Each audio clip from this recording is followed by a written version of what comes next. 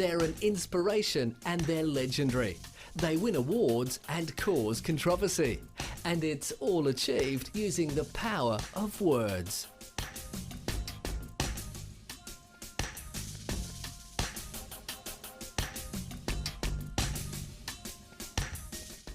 It was mere chance, really, that I suddenly sat down and wrote what was then a short story about this woman, Precious Ramotswe, who sets up a little detective agency here in Gaborone. And that was the beginning of it. And then I suddenly discovered that I had turned into a serial novelist, and I was committed to writing 8 books in that particular series. Alexander McCall Smith is a world-renowned novelist. Being born in Zimbabwe, Africa, he studied there and in Scotland, graduating as a professor in law. He worked in Scotland as well as setting up the law faculty at the University of Botswana, where he also worked for several years. In 2005, he retired from his post as Professor of Medical Law at the University of Edinburgh in order to concentrate on his writing career. Smith's prolific ranges of works are also incredibly diverse. He's written legal textbooks, African folk tales for children and novels for adults.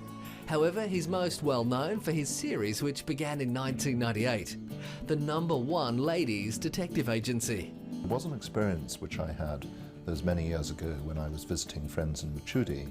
I saw this wonderful lady chasing a chicken around her yard.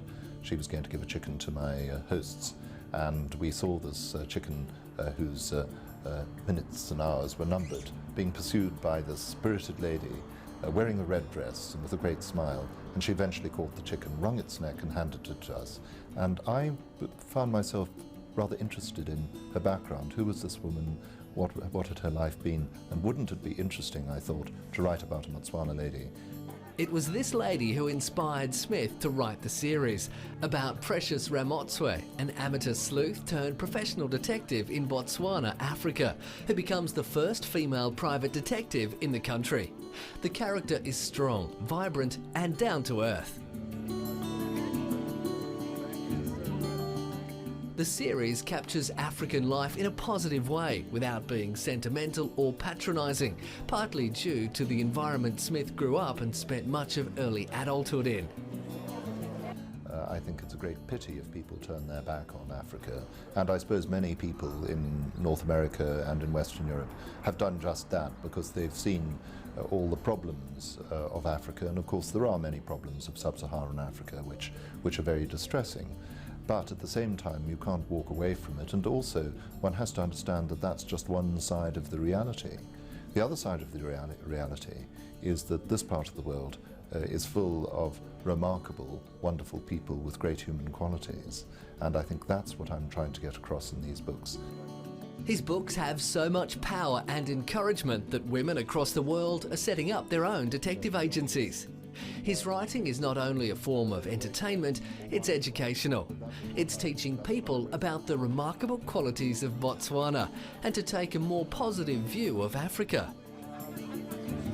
I don't really enjoy reading much, it's just I was very interested in this particular series of books because I just found it very exciting that it was set here in Botswana.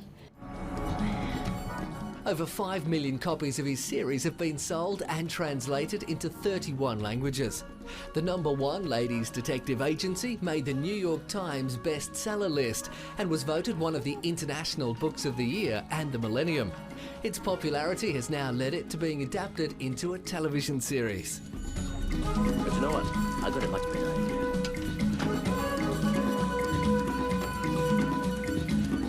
Come.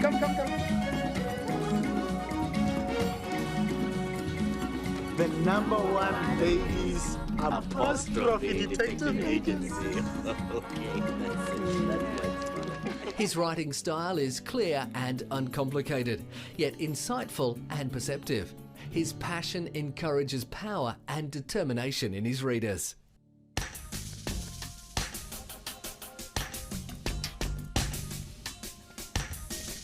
I'm very glad I won the Nobel Prize. I'm already thinking of all the people who are going to send me begging letters. I can see them lining up now. And what am I going to do? I want to start another book. and now I'm going to be too busy giving interviews to all you lot. Doris Lessing is regarded as one of the most important post-war writers. Having grown up in Africa, her stories concentrated on a wide range of issues, from the politics of race that she dealt with in her earlier novels set in Africa, to the politics of gender, which led to acceptance by feminist groups. She also uses the role of families and individuals in civilization throughout her writing. Her first novel, published in 1950, The Grass is Singing, looked at the smugness and shallowness of white colonial society in southern Africa and introduced Lessing as a novelist. It was the release of her next novel, The Golden Notebook, that gave Lessing her place in writing history. When I wrote The Golden Notebook, and I wrote these things that women were saying, apparently it was absolutely astounding to everyone. My God, what an extraordinary revelation. But I was writing down what women were saying. What surprises me is that everyone reading that book would have heard women saying these things, but they weren't listening to what they were saying.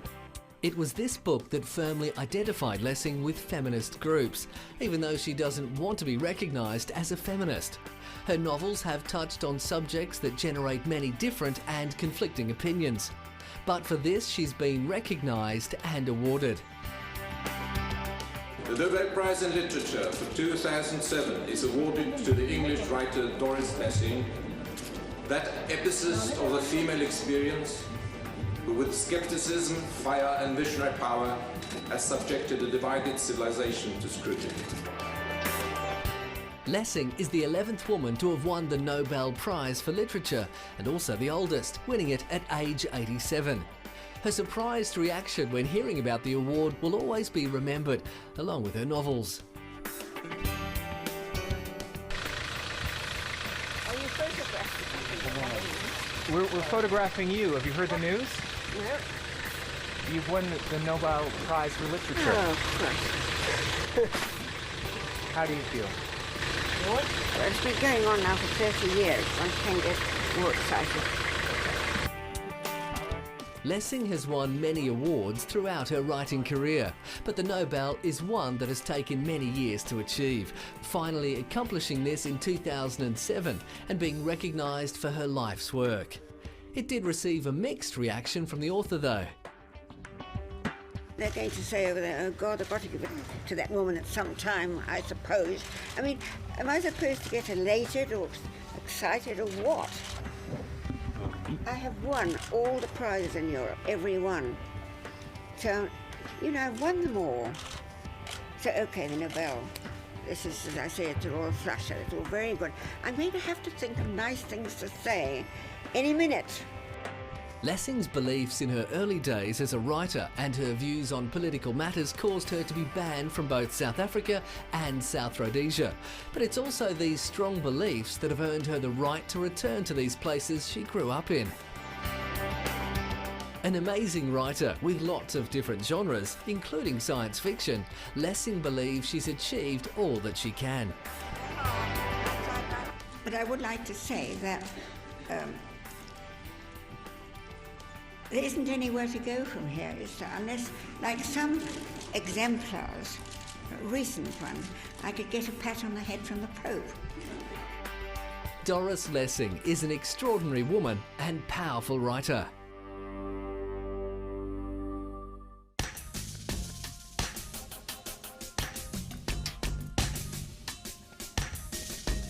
The Da Vinci Code, a novel, but not always treated as such. Instead of recognizing it as fiction, many readers take it as fact, the author's claim of accuracy in descriptions of artwork and documents. Dan Brown has become one of the most controversial and influential authors of our time. He's the author of one of the best-selling novels to date and caused great hype with his #1 New York Times bestseller, The Da Vinci Code. After quitting his teaching career in 1996 to pursue full-time writing, Brown only had minor success with his first few novels. Once The Da Vinci Code hit the bookshelves, Brown had made it. In early 2004, all 4 of his novels held spots on the New York Times bestseller list during the same week.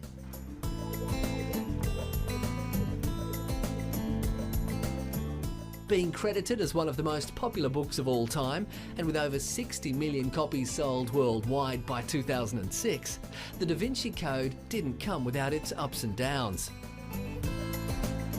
As a mystery detective novel, The Da Vinci Code follows a professor of religious symbology as he tries to solve the murder of a curator at the Louvre Museum in Paris. The body is found positioned like Leonardo da Vinci's drawing, The Vitruvian Man. Hidden messages in Leonardo's Mona Lisa and The Last Supper seem to hold the solution. The story also involves the Roman Catholic organisation Opus Dei and the possible location of the Holy Grail.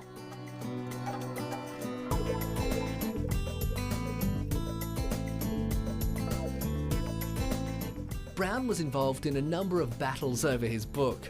Authors Michael Bagent and Richard Lee had their efforts rejected after they claimed that Brown stole significant elements from their book, Holy Blood, Holy Grail. Both books have the theory that Jesus and Mary Magdalene married and had a child, whose bloodline continues to this day. The book, which was being adapted into a movie, generated criticism by the Catholic faith.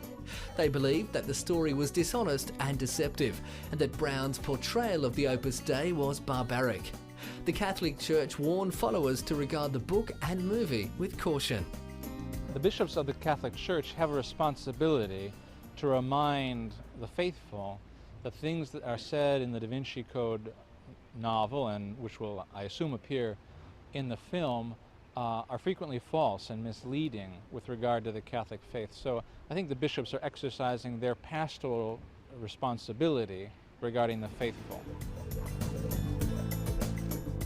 In 2006, the novel became a feature film directed by Ron Howard.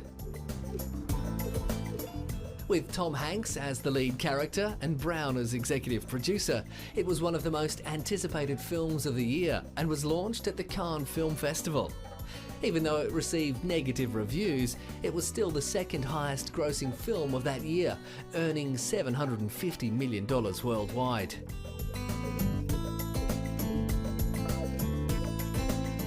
I'm sure that there are those who are going to say that but the church has given more attention to the movie by criticizing it, have actually done a favor to Dan Brown and to Sony and Ron Howard.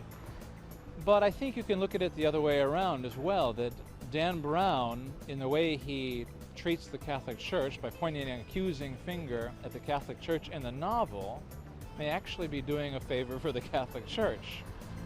Brown's novels have since been translated and published into more than 40 languages. Even though there has been a lot of arguments and speculation over the truth in his book, there's no argument that Brown is one of the most successful authors whose powerful use of words have affected many.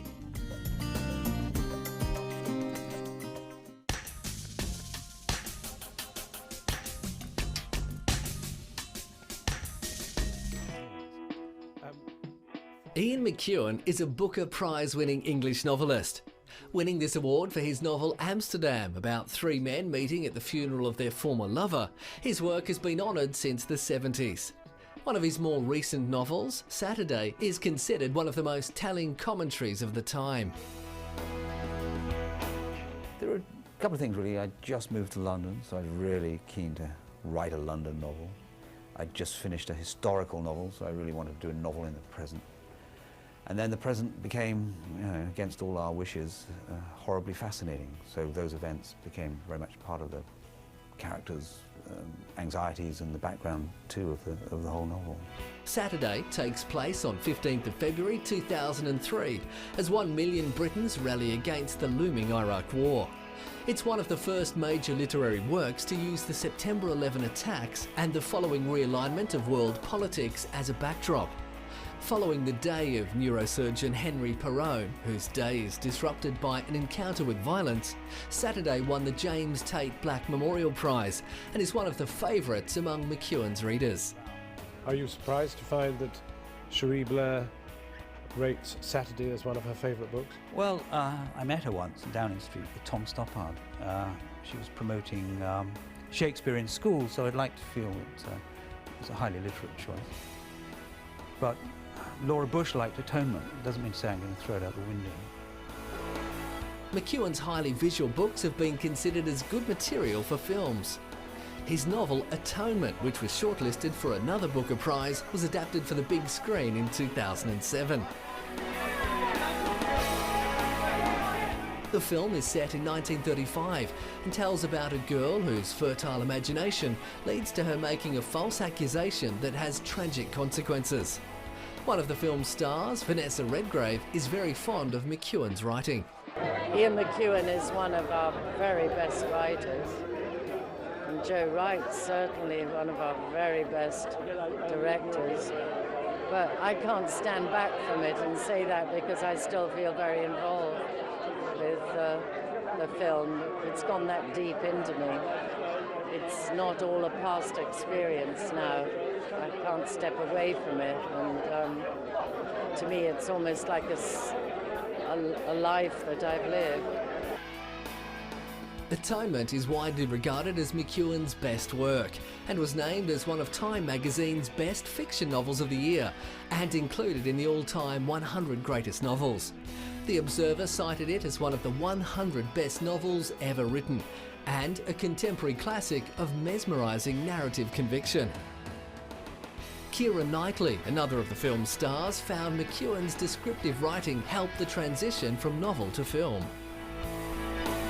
Obviously, the writing, we had a wonderful script by Christopher Hampton based on an extraordinary book, and I think we used the novel a lot. And what's wonderful about doing a film from an adaptation is that you can always look back to the novel, and Ian McEwan is fabulously descriptive as far as the characters go, so it was very easy to completely understand what was going on.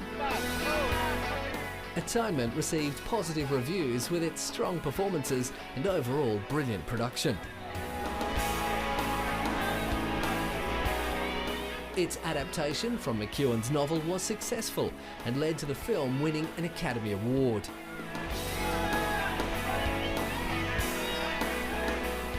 Few British novelists have matched the seriousness and sustained force of Atonement. It is the work of a unique, imaginative voice demanding our attention and respect. Even though some of his pieces of work have been quite controversial, Ian McEwan is one of the finest writers of his generation.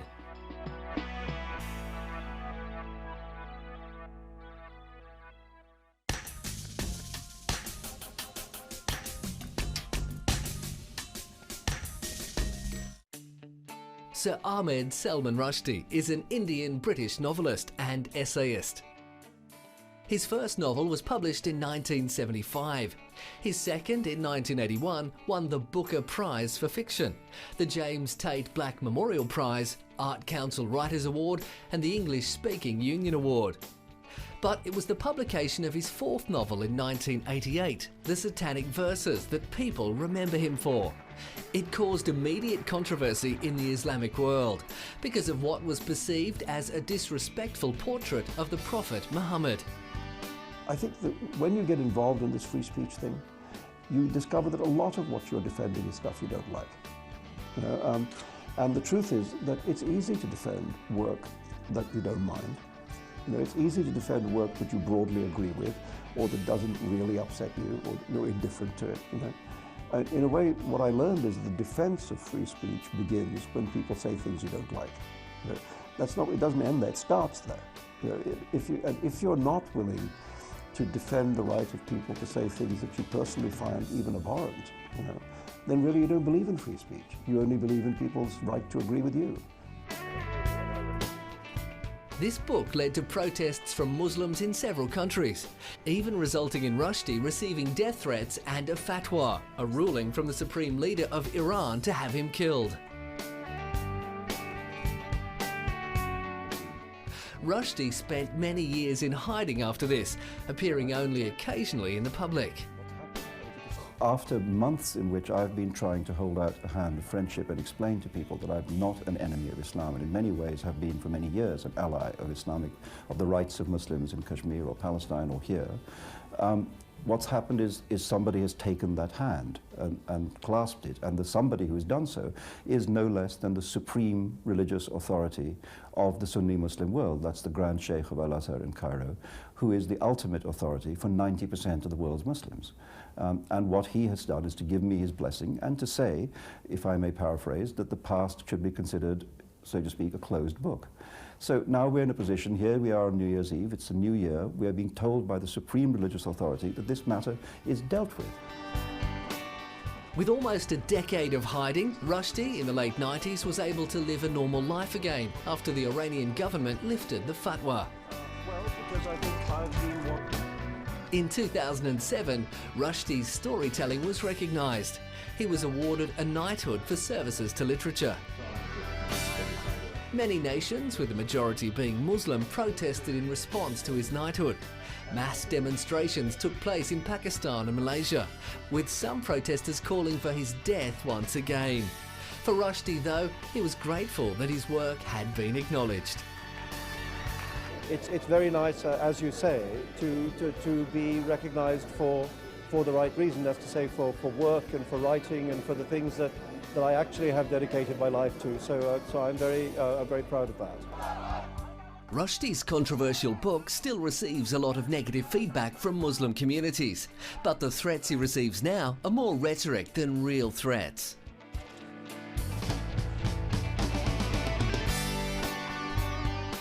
He has since gone back to his trademark magical realism, where fact and fantasy intertwine, with his 10th novel, The Enchantress of Florence.